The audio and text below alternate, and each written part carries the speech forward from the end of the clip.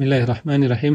د ژبو او ادبیاتو پوهنځي درنو محصلینو او دغه راز د ژبو او ادبیاتو درنو مینوالو، نن موږ تاسو ته د پښتو ژبې او ادب د مورفولوژۍ مضمون اړوند دوهم درس وړاندې کوو، چې د دې درس لومړۍ برخه تاسو ته په تیر درس کې وړاندې شوې ده.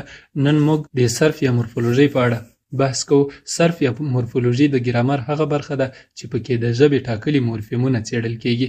د مطالعې مهم اړخونه یې څه دي؟ هغه د کلمو جوړښت ده، ترکیب ده، ګردان ده او ډولونه یې دي.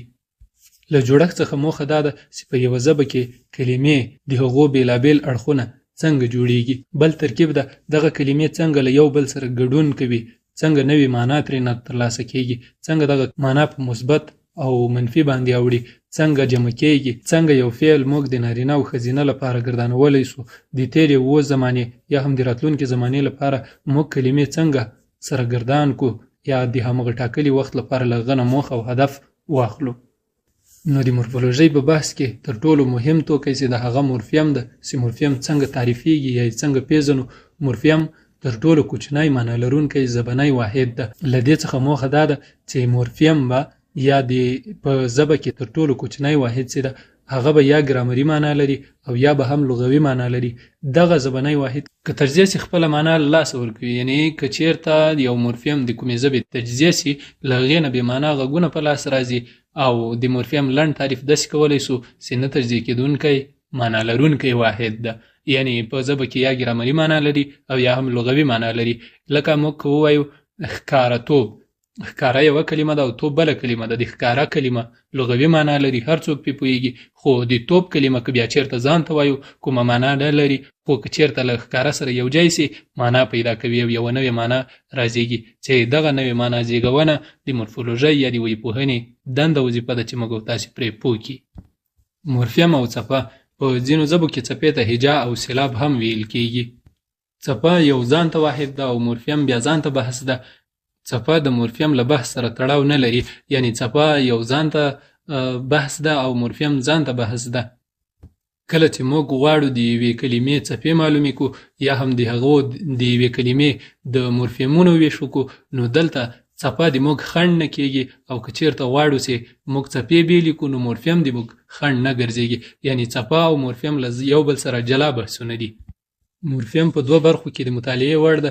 خپلواک مورفیم چې بشپړه معنا لري یا مفهوم لیږدوي، او د کلمې برخه وي، یعنی مورفیم نه خپلواک مورفیمونه، لکه وړاندې مو چې د ښکارهتوب په کلمه کې اشاره ورته وکړله، د توب برخه نه خپلواکه ده او د ښکاره برخه یې خپلواکه ده چې بشپړه معنا لري، او د توب برخه خپله خپلواکه معنا نه لري. څپه یا سیلاب څه ته ویل کېږي؟ څپه ژبنی واحد ده، یا یو خپلواک غږ وي یا له خپلواک غږ او بېواک غږ څخه رغېدلی وي. څپه هغه ژبنی واحد ده چې په یو تنفسي بندښت سره ادا سي. د څپې د بیلګې په توګه موږ ویلی سو لکه ابا. لومړی څپه یو واول یا خپلواک غږ ده ا. دوهمه څپه با چې یو بېواک غږ ب د الف له غږ سره یو ځای سوی ده او د با څپه یې رامنځته کړې ده.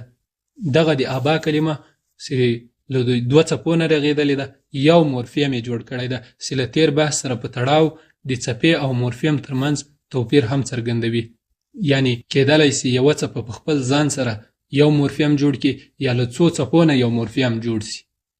د څپې په جوړښت کې د خپلواک غږ ونډه. خپلواک غږ د څپې بنسټ یا بنیاد جوړوي. پرته له خپلواک غږ څخه څپه نه جوړیږي. خپلواک غږ یعنی د څپې هسته یا زړی.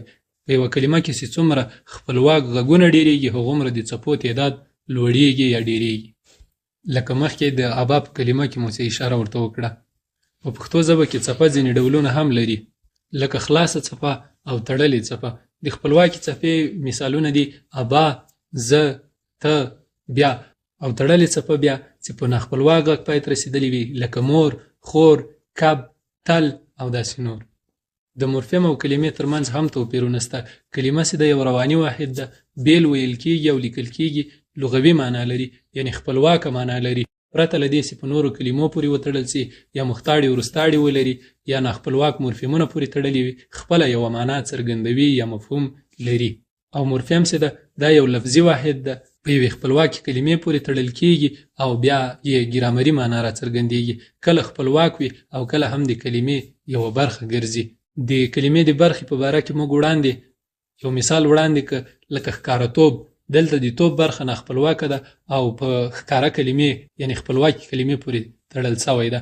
او په خپلواکه برخه کې موږ د پښتو ژبې د سربلونو او ستربلونو یادونه کولی شو، لکه په، پر، تر او د استربلونو په برخه کې لکه کې، تا، سره او داسې نور. د مورفیم او جمع کلمه بیلګه کتابچه.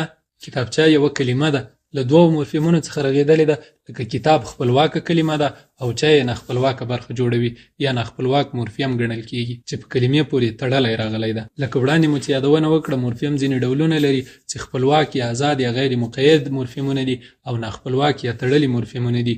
د آزادو مورفیمونو په برخه کې موږ د نومونو، فعلونو او قیدونو مطالعه کوو چې په روانو درسونو کې به وړاندې سي، او د ناخپلواکو مورفیمونو په برخه کې عادات یا وییکې دي او دوهمه برخه یې وندونه یا هم تاړي دي. درنو محصلینو او د پښتو ادب درنو مینوالو، دا زموږ د پښتو ژبې او ادب د ګرامر د برخې دوهم درس تاسو ته وړاندې شو. که په دې برخه کې له تاسو سره کومه پوښتنه وي له موږ سره په تبصرو کې شریکه کړئ. انشاءالله د پښتو ژبې د ګرامر په بنسټ به تاسو ته کره او علمي جوابونه درکول کېږي. الله مو روغ لره، خوشحال اوسئ.